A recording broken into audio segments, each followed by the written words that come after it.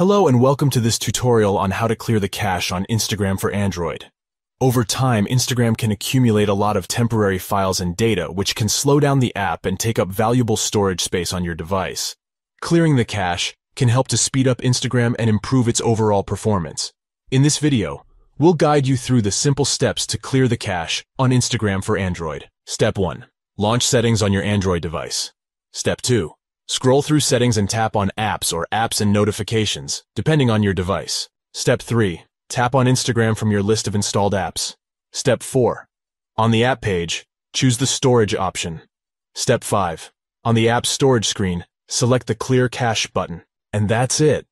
With these simple steps, you can easily clear the cache on Instagram for Android. This will remove any temporary files and data that may be slowing down the app and free up storage space on your device. It's important to note that clearing the cache will not delete your Instagram account or any of your personal data. It will only remove temporary files and data that are no longer needed by the app. In conclusion, clearing the cache on Instagram for Android is a quick and easy way to improve the performance of the app. We hope you found this tutorial helpful. Thanks for watching, and don't forget to like and subscribe for more useful tech tips.